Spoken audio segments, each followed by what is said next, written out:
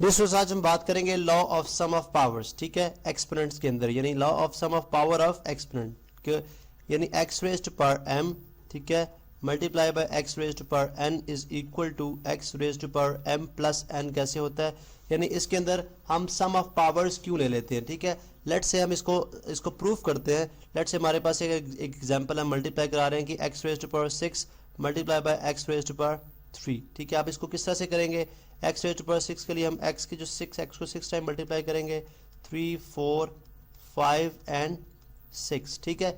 इसी तरह हम इसके साथ मल्टीप्लाई करा रहे हैं एक्स रेज्ड पावर 3 1 2, ठीक है, और इसी तरह हमारे पास ये 3।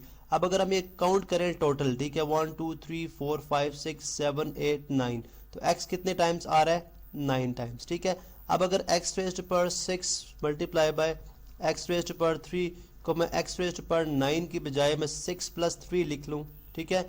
और उसके बाद हम ये बात करें कि लेट्स से यहाँ पे जो m है दैट इज इक्वल टू 6 और n जो है वो दैट इज इक्वल टू 3, तो मेरे पास क्या रिजल्ट बन जाएगा, x की पावर 6 की जगह m आ जाएगा मल्टीप्लाई बाय x की पावर 3 की जगह n आ जाएगा, वो इक्वल होगा जी x की पावर m प्लस n।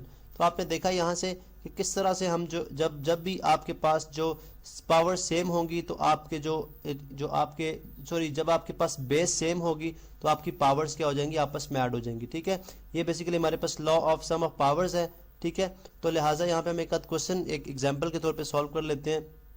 जैसे हम ये बात करते हैं कि अगर x की पावर 4 इंटू वाई की पावर 3 इंटू जेड की power 5 multiply by y square multiply by x की पावर 3 और z की पावर 4 हो, तो हम देखेंगे सबसे पहले बेस कहाँ पे बेस सेम है, x यहाँ पे x के साथ सेम है, ठीक है। तो x की पावर 4 प्लस x की पावर 3 कितनी हो जाएगी, x की पावर 7, ठीक है, multiply by y cube y square के साथ सेम है तो ये हो जाएगा y की पावर 5। इसी तरह अगर आप z को देखें तो z 4 के साथ सेम है तो z की पावर 5 और z की पावर 4 ये कितनी हो जाएगी, z की पावर 9।